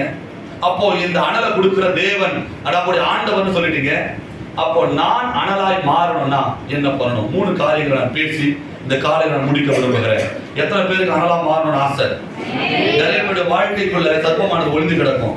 ஆவிக்குரிய வாழ்க்கையில, பிசினஸ் பண்ற இடத்துல, உன் குடும்பத்துல, உன் பிள்ளைகள் இடத்துல, உனக்குள்ள. ஏன்னா ஆவிக்குரிய அனல் இல்லாதபடினால அந்த சர்ப்பம் ஒளிந்து கிடக்கும். சர்ப்பம் ஒளிந்து கிடந்தால் என்னைக்காவது ஒரு நாள் உன்னை தாக்கி அழிப்பதற்கு வாய்ப்புகள் இருக்கிறது. ஆனால் இந்த இந்த இந்த நாளில ஒளிந்து கிடக்கிற சாத்தானுடைய செயல்களையும் சர்ப்பத்தின் வல்லமைகளையும் தேவன் அழிக்கும்படியாக உன்னை அனல் உள்ளவனாய் மாற்ற விரும்புகிறார். அப்படின்னா அனல் எப்படிங்க உருவாகும்? நான் போய் குளிர் காஞ்சா எனக்கு அனல் வருமா? நான் ஹீட்டர்ல போய் உட்கார்ந்தா எனக்கு அனல் வருமா? வெயில்ல சுத்தனா எனக்கு அனல் வருமா? அந்த அனலை பற்றி பேசவில்லை. ஒரு மனிதன் ஆவியில அனலா இருக்க வேண்டுமானால் இந்த 3 காரியங்கள் அவருடைய வாழ்க்கைக்குள்ள இருந்தால் நீ இருக்க இருக்க அனலாய் மாற்றப்பட்டு கொண்டே இருப்பாய். நான் இப்ப தைரியமா கேட்கிற, உண்மையா நான் அனலா மாறணும்னு சொல்றவங்க மட்டும் சத்தத்தை உயர்த்தி ஒரு பெரிய அல்லேலூயா சொல்லுவாங்க. நீங்க வேண்டாமா? நீங்க அனலா மாற்றப்பட வேண்டாமா? Price the Lord. எது ஒரு மனுஷன் அனலா மாற்றும்? கவனிக்கணும். யார் ஒரு மனுஷனை அனலா மாற்ற முடியும்? ஆண்டவரை காமிச்சிட்டேன். அவர் எதின் மூலமாய் நம்மை அனலாய் மாற்ற விரும்புகிறார். வாசிக்கலாம். சங்கீதங்களின் புஸ்தகம் 39ஆம் சங்கீதம் 3வது வாக்கியம். என் இருதயம் எனக்குள் அனல் கொண்டது, நான் தியானிக்கையில் அக்கினி மூண்டது, அப்பொழுது என் நாவினால் விண்ணப்பம் செய்தேன். ஹலோ, கவனிங்கள். யாரெல்லாம் அனலா மாறணும்னு விரும்புறீங்களோ, ஒளிந்து கிடக்கிற சர்ப்பத்தை வெளியில கொண்டு வரணும்னு விரும்புறீங்களோ, அவர்களுக்கு நான் பேசுகிறேன். தேவ வார்த்தை அவர்களுக்கு நேராக பேசுகிறது. என் இருதயம் எனக்குள்ளே அனல் கொண்டது, நான் தியானிக்கையில் அக்கினி மூண்டது. கவனிக்க வேண்டும். எது தெரியுமா நம்மை அனலாக மாற்றும்? உங்க கையில கொடுத்திருக்கிற சத்திய வார்த்தை, ஒவ்வொரு வார்த்தையும் ஒரு மனிதனை அனலாய் மாற்றும். நம்புறவங்க கையை தட்டி ஆண்டவருக்கு மகிமையை செலுத்துங்க. இந்த வார்த்தைக்குள்ள இருக்கிறவைகள் யார் அறிகிறானோ இல்லை எனக்கு தெரியாது. இந்த வார்த்தை ஒவ்வொரு வார்த்தையை உபயோகிக்க அக்கினியாய் மாற்றப்பட்டு கொண்டே இருப்பா. இது சாத்தானை அழிக்கிற அம்பாக மாறும். இத பத்தி அநேகருக்கு நமக்கு தெரியுது இல்லைங்க. ஹலோ, கவனிங்க. இது ஏதோ சும்மா நம்ம கையில கொடுத்துட்டாங்க, அதனால நம்ம சும்மா கொண்டு வரோம், பிரசங்கிக்கும் போது திருப்புறோம், வீட்டுல கொண்டு போய் அலமாரி மேல வச்சுறோம் அப்படின்னு நினைக்கிறோம். இல்ல. இந்த வேதத்தில் உள்ள ஒவ்வொரு வார்த்தையும் ஒரு மனிதனை ஆவிக்குரிய வகையில அவனை அனலாய் மாற்றிக்கொண்டே இருக்கும். இந்த வார்த்தை தான் ஒரு மனுஷன் அனலா மாற்றும். அல்லேலூயா. கவனிக்கணும். கர்த்தர் மேய்ப்பராய் இருக்கிறார். நீ படிக்க உன்னை அறியாமலேயே சில விறகுகள் உனக்குள்ளே வாரி போடப்படுது. ஏற்கனவே எரிந்து கொண்டிருக்கிற உன்னுடைய இருதயத்துல ஒரு விறகு வாரி போடப்படுகிறது. கர்த்தரின் மேய்ப்பராய் இருக்கிறார். நான் தாழ்ச்சி அடைய, அவர் என்னை புல்லுள்ள இடங்களில் மேய்த்து அமர்ந்த தண்ணீர் அண்டையில் கொண்டு போய் விடுகிறார். கர்த்தரினுடைய பலன், கர்த்தரின் கோட்டை, என் துருகம், நான் நம்பி இருக்கிறவர் என்று நான் சொல்லுவேன். அவர் என்னை பாழாக்கும், கொள்ளை நோய்க்கு, வேடனுடைய கண்ணிக்கும் தப்ப வைப்பார். நான் சிங்கத்தின் மேலும் விரியன் பாம்பின் மேலும் நடந்து பால சிங்கத்தை மனுஷத்தை மிதித்து போடுவேன். அவர் என் தேவன், அவர் என் கர்த்தர், நான் நம்பி இருக்கிறவர் என்று நான் சொல்லுவேன். நான் தியானிக்க என்னை அறியாமலேயே நான் அனலாக மாற்றப்படுகிறேன். இந்த வார்த்தையை தியானிக்கிற மனுஷன் பிதாசுக்கு அம்பாக மாறுவான்.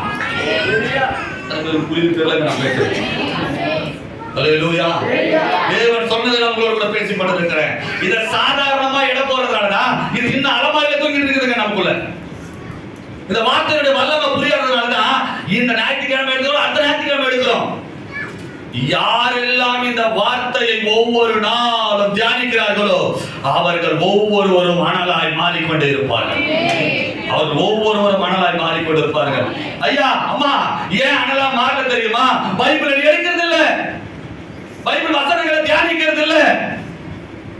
ஆண்டவர் சொன்னார், இந்த வசனம் கால்களுக்கு தீபம்.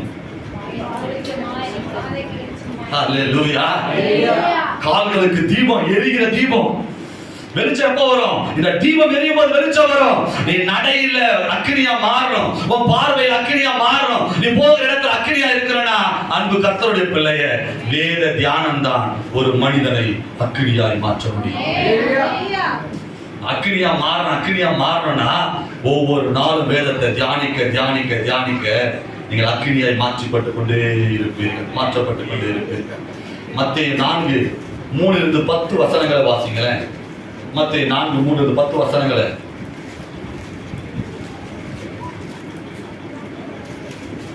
அப்பொழுது சோதனைக்காரன் அவரிடத்தில் வந்து, நீர் தேவனுடைய குமாரனேயானால் இந்த கல்லுகள் அப்பங்கள் ஆகும்படி சொல்லும் என்றான். அவர் பிரதியுத்தரமாக, மனுஷன் அப்பத்தினாலே மாத்திரமல்ல, தேவனுடைய வாயிலிருந்து புறப்படுகிற ஒவ்வொரு வார்த்தையும். இந்த வசனத்தை வாசிங்க அப்படின்னா 3 முறை பிசாசான சர்வமான அந்த பிசாசு ஆண்டவர் இயேசுவை சோதிக்கிறார். இந்த ஆண்டவர் இயேசுவை சோதிக்கும் பொழுது 3 முறையும் தேவன் அவனை துரத்துவதற்கு பயன்படுத்துகிற வழி என்ன தெரியுமா? கர்த்தருடைய வசனத்தை தான் அவர் பேசுகிறார். கவனிக்கணும், தேவ வார்த்தை பேசுகிறார். ஏன் தெரியுமா? இந்த சர்ப்பம் இப்ப ஒளிந்து கிடக்குது. இந்த சர்ப்பம் ஒளிந்து கிடக்கிறது வெளியே போன அப்படின்னா கர்த்தருடைய வார்த்தை அங்கே புறப்பட்டு வெளியே வர வேண்டும். தெரியும், கர்த்தருடைய வசனம் அங்கே இருந்தால் பிசாசான சர்ப்பம் கண்டிப்பா அந்த இடத்தை விட்டு வெளியே போயிடுவான். ஆமென்னு சொல்லுங்களேன். அல்லேலூயா. ஆமா ஆமா. யாரிடத்துல பைபிள் ரீடிங் இல்லையோ, பைபிளுடைய தியானம் இல்லையோ, அவங்க இடத்துல இந்த சர்ப்பம் ஒளிந்து கிடப்பான். எவன் ஒருவன் ஒவ்வொரு முறையும் வேதத்தை தியானிக்கிறானோ, எவன் ஒருவன் ஒவ்வொரு முறையும் வேதத்தை வாசித்து தேவனை நம்புகிறானோ, அவன் அக்கினியாய் மாற்றப்பட்டு கொண்டே இருப்பான். ஒளிந்து கிடக்கிற அந்த சர்ப்பமானது இந்த வார்த்தையின் அக்கினியினாலே அவன் வெளியே புறப்பட்டு போகும்படி கர்த்தர் அனுகிரகம் பாராட்டுவார். ஆமா ஆமா. லூக்கா 4:32 சொல்லுகிறது, அவருடைய வசனம் அது அதிகாரமுடைய அக்கினியா. வாசிங்க லூக்கா 4:32. அவருடைய வசனம் அதிகாரம் உள்ளதா இருக்கிறபடியால் அவருடைய போதகத்தை குறித்து ஆச்சரியப்பட்டார்கள். ஐயா கவனிங்க, இந்த வார்த்தை அதிகாரமுடைய வார்த்தை. இந்த வார்த்தையை இயற்கை மேல் செலுத்தினால் இயற்கையை அதிகாரப்படுத்தலாம். இந்த வார்த்தையை எதிர் மேல் நாம் செலுத்துகிறோமோ அவைகள் மேல் கர்த்தருடைய அதிகாரம் இறங்கி வருகிறது. அருமையான கர்த்தருடைய பிள்ளைகளே, வேத வசனத்தை தியானிக்க தியானிக்க ஒரு மனிதன் அவன் அக்கினியாய் அனலாய் மாற்றப்படுகிறான். எவன் ஒருவன் நான் அனலாய் மாற்றப்பட விரும்புகிறானோ அவன் இரவும் பகலும் கர்த்தருடைய வேதத்தை தியானித்தால் மட்டுமே நடக்கும். தவிர வேற ஒன்றினால் நடப்பதற்கு வாய்ப்பு கிடையாது. இது எரிகிற வார்த்தை. ஒரு வார்த்தை உறுப்பாகிலும் அழிந்து போகாத வார்த்தை. என் ஆண்டவருடைய ஒவ்வொரு வார்த்தைக்குள்ளும் சாத்தானை எரிக்கிற அக்கினி இருக்கிறது. ஆண்டவருடைய வார்த்தை அக்கினி. அல்லேலூயா. லூக்கா 24:32 வாசிங்க. லூக்கா 24:32. அப்பொழுது அவர்கள் ஒருவரை நோக்கி, வழியிலே அவர் நம்முடனே பேசி வேத வாக்கியங்களை நமக்கு விளங்க காட்டின பொழுது நம்முடைய இருதயம் நமக்குள் கொழுந்து விட்டு எரியவில்லையா என்று சொல்லிக்கொண்டு. கவனிங்க, எத்தனை பேருக்கு கவனிச்சு தெரியல? இந்த வார்த்தை சொல்லுகிறது, ஆண்டவர் மரித்து உயிரோடு எழுந்து விட்டார். தம்முடைய சீஷரிடத்துல தம்முடைய வார்த்தை அவர் பிரசங்கிக்கிறார். அப்போ அவங்க பேசுற வார்த்தை தான். இந்த வார்த்தையை அவர் விவரித்து காண்பித்த பொழுது, கவனிக்கணும், இந்த வார்த்தையை விவரித்து காண்பித்த பொழுது அவருடைய இருதயம் என்னவா நடந்ததா? சொல்லுங்களா, வாய்த்தது என்னவா நடந்தது? அங்க வத்திப்பட்டி தீ கிழிச்சு வைக்கல. கவனிக்கணும், அவங்க அந்த வார்த்தைக்கு வத்திப்பட்டி கிழிச்சு வைக்கல. அங்க பெருசா எதுவும் கிருஷ்ணாயில் ஊத்தல, பெருசா எரிகிற தன்மையுடைய பெட்ரோலை ஊத்தல. இப்ப அவங்க எரிவதற்கு தேவன் பயன்படுத்துறது என்ன தெரியுமா?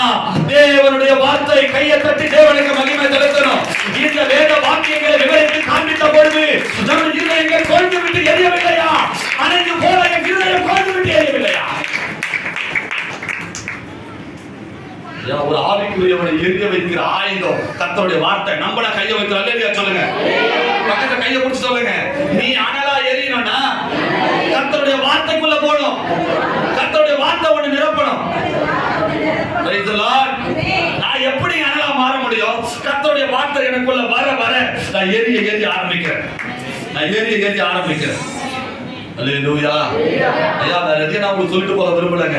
கொஞ்சம் நல்லா கொஞ்சம் ஆழமான கொண்டு போகிறேன். இந்த சர்ப்பமானது எரிந்து வெளியே வரணும்னா, ஆவிக்கு அனலா இல்லாத வாழ்க்கைக்குள்ள சர்ப்பமானது எரிந்து வெளியே வரணும்னா, என்னுடைய வாழ்க்கை கர்த்தருடைய வார்த்தை நான் நிரப்பப்படணும். அந்த நிரப்பப்பட நான் எரிந்து கொண்டே இருப்பேன். நான் எரிய சர்ப்பமானது இடத்தை விட்டு வெளியே போயாக வேண்டும். வெளியே போயாக. இப்போ ஒரு தேவ பிள்ளை அனலாய் மாற்றுகிறது தேவனுடைய வார்த்தை. அதனாலதான் பிசாசு இந்த பைபிள் எடுக்க விடாம உன்னை தொல்லை பண்ணிட்டு இருக்கான். நீ ஜெபம் பண்ணு, ஆனா பைபிளை மட்டும் எடுக்காது. பைபிள் இருக்கிற வார்த்தை வாசிடாத. ஏன்னா அது பிசாசுக்கு அழகா தெரியும், இதை உன்னை செய்யாம விட்டாலே கண்டிப்பா சாத்தான் உனக்குள்ள குடிபட்டு பிசாசு உனக்குள்ள உட்கார்ந்துருவான். பைபிளை படிக்காத சொல்லி நம்மளை ஏமாத்துவான். ஆனால் வார்த்தை சொல்லுகிறது, நீ வார்த்தையை உபயோகிக்க நீ முன்பு இருந்ததை காட்டிலும் அதிகமாக எரிய ஆரம்பிக்கிறான்.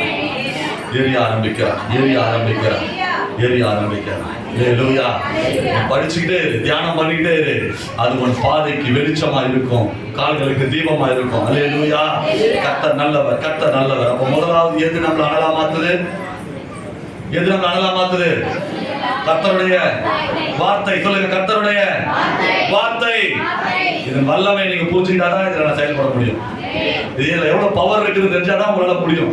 இந்த வார்த்தை தான் என்னை அனலாய் மாற்றுகிறது. இரண்டாவது, எது நம்மை அனலாய் மாற்றுகிறது? அப்போஸ்தலர் நடபடிகள் 2ஆம் அதிகாரம் 3-4 வசனங்களை வாசிக்கலாம்.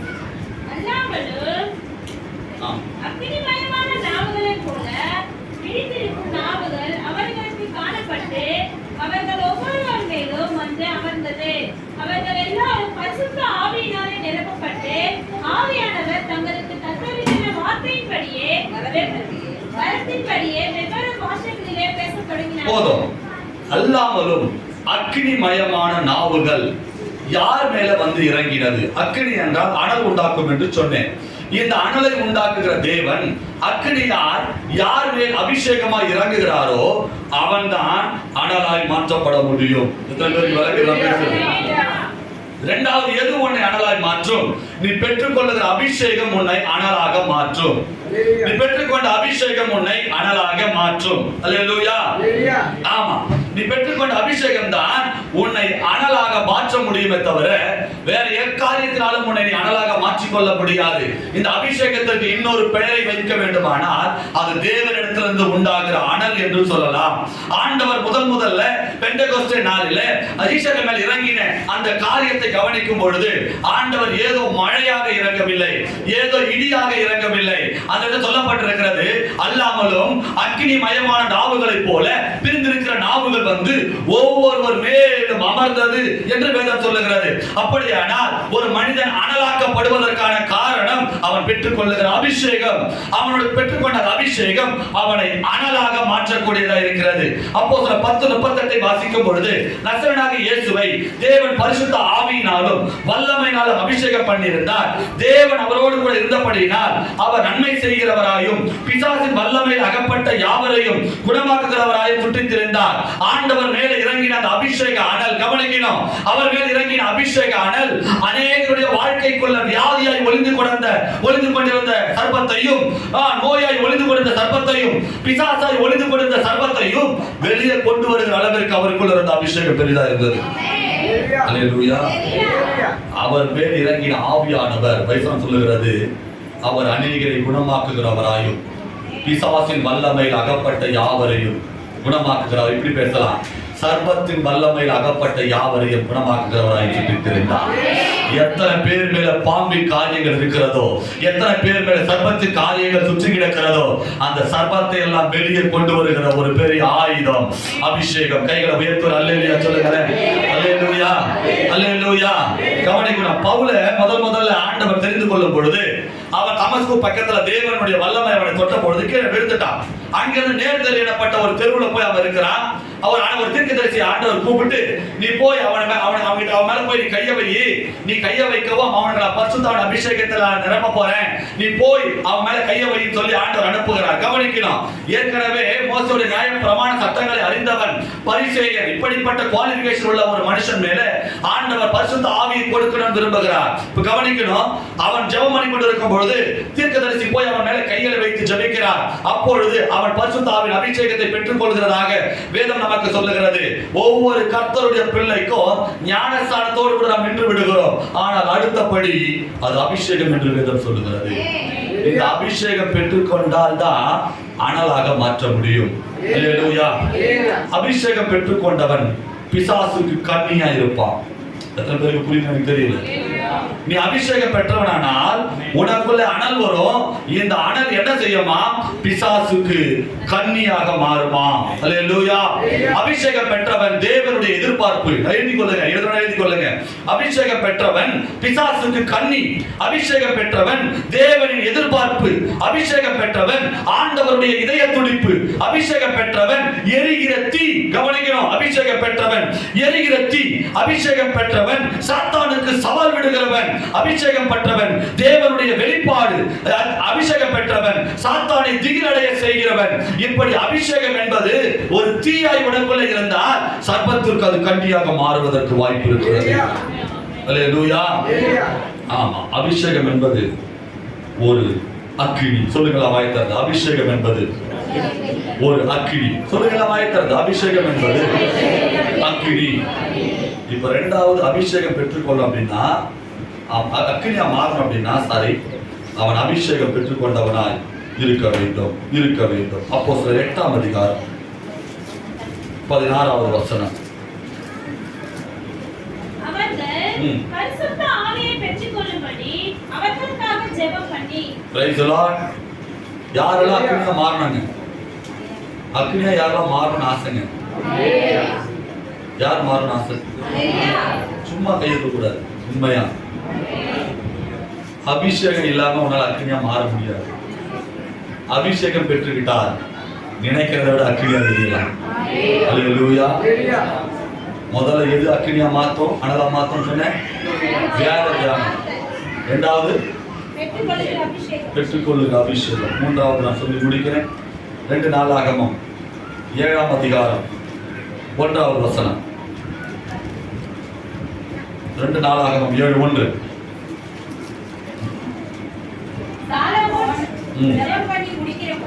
சாலமோன் ஜெபம் பண்ணி முடிக்கிற போது அக்கினி வானத்திலிருந்து இறங்கி சர்வாங்க தகன பலிகளையும் பட்சித்தது. ஆலயத்தை நிரப்பிற்று. ஐயா, மூன்றாவது எது என்னை அனலாக மாற்றும், அக்கினியாக மாற்றும் என்றால் என்னுடைய முழங்காலின் ஜெபம் என்னை அக்கினியாய் மாற்றும். சாலமோன் ஜெபம் பண்ணி முடித்த உடனே வானத்திலிருந்து இறங்கினது அக்கினி. கையை உயர்த்தி அல்லேலூயா சொல்லுங்களேன். ஜெபிக்கிற மனுஷன் அக்கினியாய் மாற்றப்படுவான். ஜெபிக்காத மனுஷன் அக்கினியாய் மாற்றப்படுவதற்கு வாய்ப்பு கிடையாது. எவன் ஒருவன் தேவனுக்கு முன்பதாக முழங்கால் படியிடுகிறானோ அவன் ஜெபிக்கும் பொழுது அக்கினி இறங்கும், அல்லது அவன் ஜெபித்து முடித்ததற்கு பிறகு அக்கினி இறங்கும். Not only house, நான் வீட்டை மட்டும் சொல்லல, நீ எங்கெல்லாம் முழங்கால் படியிடுகிறாயோ அந்த இடமும் அக்கினியாய் மாறுகிறது. நீயும் அக்கினியாய் மாறுகிறாய். கையை தட்டி ஆண்டவருக்கு நன்றி சொல்லுங்க. எப்பொழுதெல்லாம் நீ முழங்கால் படியிடுகிறாயோ அப்பொழுது அக்கினியாய் மாற்றப்படுகிறாய். எப்பொழுது அக்கினியாய் மாற்றப்படுகிறாயோ ஒளிந்து கிடக்கிற சர்ப்பங்கள் எல்லாம் வெளிவருகிறது,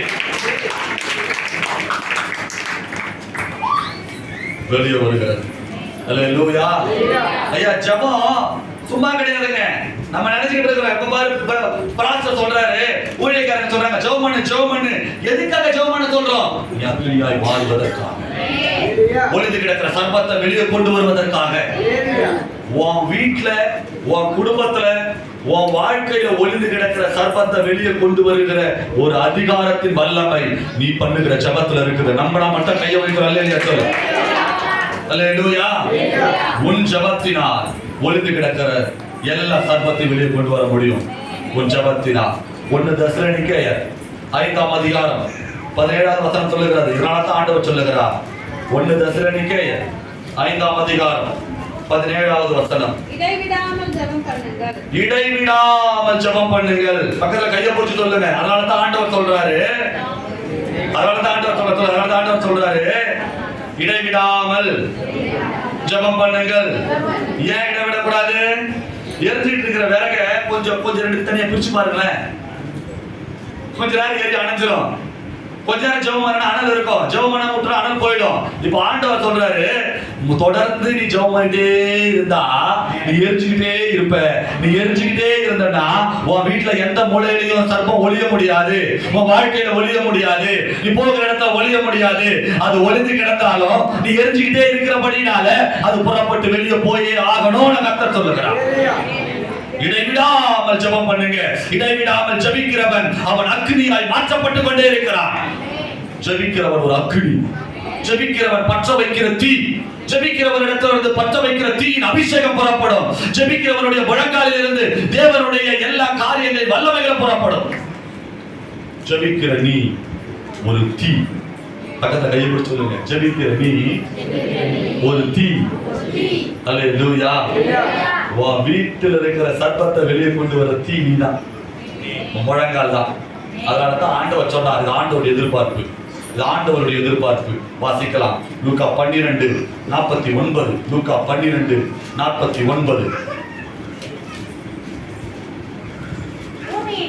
பூமியின் மேல் அக்கினியை போட வந்தேன். அது இப்பொழுதே பற்றி எரிய வேண்டும். கவனிங்க. ஆண்டவருடைய வார்த்தை சொல்றாரு. ஆண்டவரே சொல்றாரு, நான் பூமி மேல எதை போட வந்தேன்? பூமி மேல எதை போட வந்தேன்? ஏன் இந்த அக்கினியை போடணும்? இந்த பூமியில வெளிப்பட்ட விஷயத்துல காண்பிச்சேன். அந்த பழைய பாம்பாகிய சாத்தானும் அவருடைய தூதர்களையும் ஆண்டவர் எங்கே தள்ளினார்? பூமியில தள்ளினார். இப்போ இந்த பூமி அனைத்தும் சாத்தானுடைய ஆதிக்கத்துக்குள்ள இருக்கிறது. பாம்பினுடைய ஆதிக்கத்துக்குள்ள இருக்கிறது. சர்ப்பத்தின் ஆதிக்கத்துக்குள்ள இருக்கிறது. அது எங்கெல்லாம் போய் ஒளிஞ்சு கிடக்குதுன்னு உங்களுக்கு யாருக்கும் தெரியாது. அனல் இல்லாதவருடைய வாழ்க்கைக்குள்ள போய் ஒளிஞ்சுக்கோ. ஆண்டவரை தேடாத ஒரு வாழ்க்கைக்குள்ள ஒளிஞ்சுக்கோ. எங்கெல்லாம் அசுத்தம் இருக்குதோ அங்க போய் ஒளிஞ்சுக்கோ. இப்போ ஒரே இடத்துல அக்கினி போட்டா எல்லா பாம்புக்கும் சூடு உரைக்காது. எத்தனை பேருக்கு புரியுது எனக்கு தெரியல. ஒரே இடத்துல அக்கினியை போட்டா எல்லா பாம்புக்கும் உரைக்காது. பூமி அனைத்து அக்கினியை போட்டா எல்லா இடத்திலும் எல்லா சர்ப்பங்களும் வெளியே வரும். எல்லா இடத்திலும் பூமியில் இருக்கிற எல்லா இடத்திலும் அந்த அக்கினி போடப்பட்டா ஒளிஞ்சிக்கிற எல்லா சர்ப்பங்களும் வெளியே வந்துடும். எத்தனை பேருக்கு புரியுதுங்க நான் பேசுறது? எதனால பூமியில அக்கினியை போட போறோம் தெரியுமா? அந்த பூமி அக்கினி எது தெரியுமா? நீ எங்கெல்லாம் முழங்கால் பண்ணிட்டு ஜெபம் பண்றியோ அங்கெல்லாம் பற்றி எரிய ஆரம்பிக்கும். நீ பற்றி எரிய ஒளிஞ்சிக்கிற எல்லா சர்ப்பங்களும் வெளியே வரும்.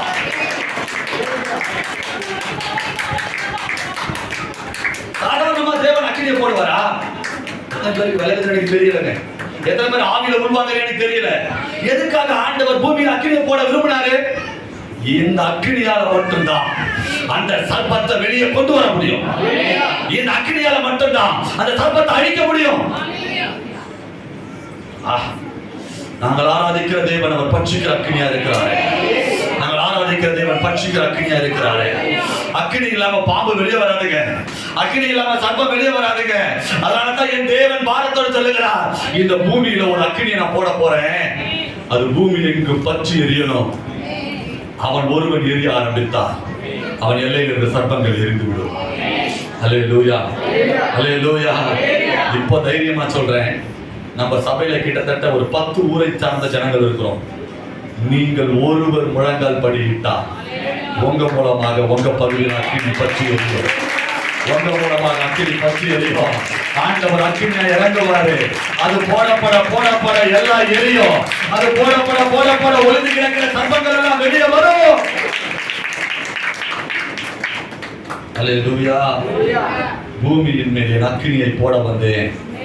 இப்பொழுதே பற்றி எரிய வேண்டும் என்று விரும்புகிறேன். ஆதியாகமம் 13, 14, 15. நான் முடிக்கிறேன் செய்தி. ஆதியாகமம் 3, 14, 15.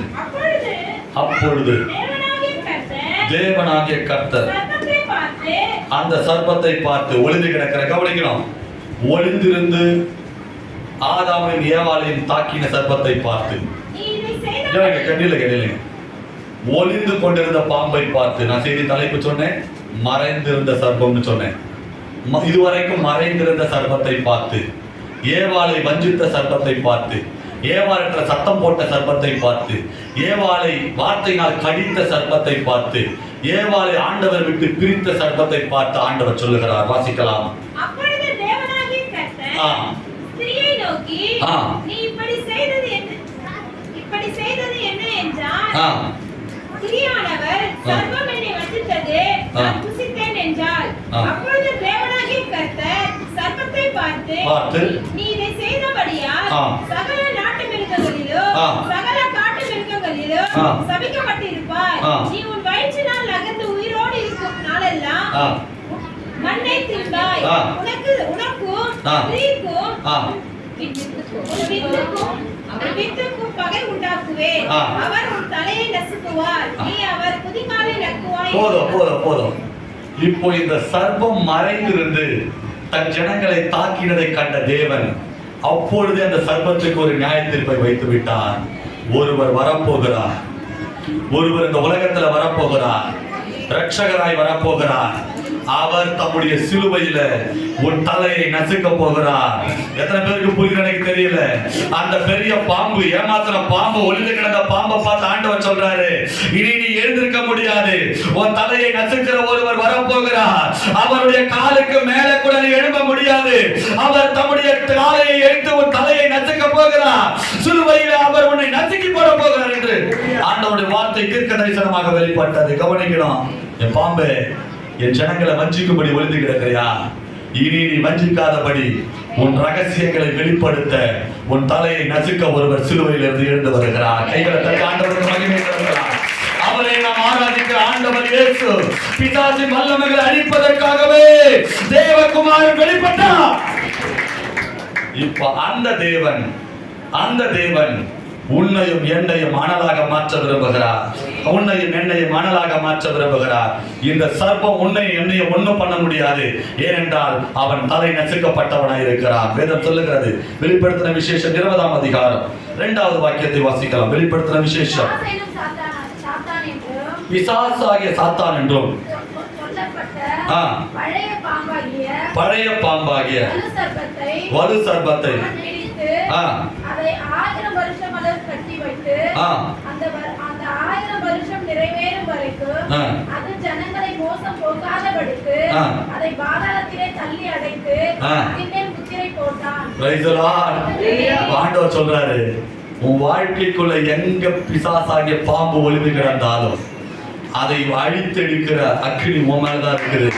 அதை எப்படி நீ பெற்றுக்கொள்ள முடியும்? வேத தியானத்துல, அபிஷேகத்துல, ஜபத்துல நீ பெற்றுக்கொள்ள முடியும்.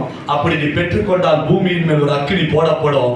அது உலகமெல்லாம் பற்றி எரியும்.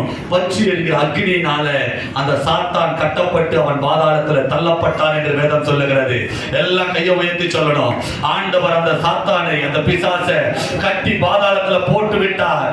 இனி நான் ஜெயம் பெறுவேன், இனி நான் விடுதலையாய் நான் ஆண்டவர் சமூகத்தில் இருப்பேன்னு சொல்லுங்க. வேதம் சொல்லுகிறது, பூமியின் மேலின் அக்கினியை போட வந்தேன், அது இப்பொழுது பற்றி எரிய வேண்டும் என்று விரும்புகிறேன்.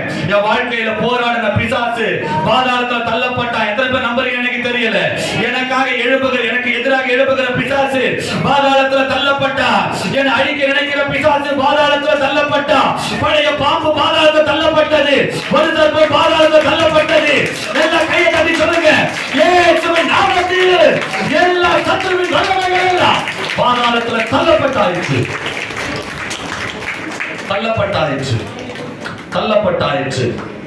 தள்ளப்பட்டாயிற்று. மறைந்திருக்கும் சர்ப்பங்கள் வெளிவருகிற நேரம். மறைந்திருக்கிற சர்ப்பங்கள் வெளிவருகிற நேரம். வேத தியானத்தின் மூலமாக, பெற்றுக்கொள்ளுகிற அபிஷேகத்தின் மூலமாக, நீ பண்ணுகிற ஜபத்தின் மூலமாக ஆண்டவர் இந்த சர்ப்பங்களை எல்லாம் அழித்து போட வல்லவராக இருக்கிறார். நம்ம கொஞ்சம் எழுந்து நிற்கலாமா? Price the Lord. கொஞ்சம் எழுந்து நிற்கலாமா? பிரைஸ்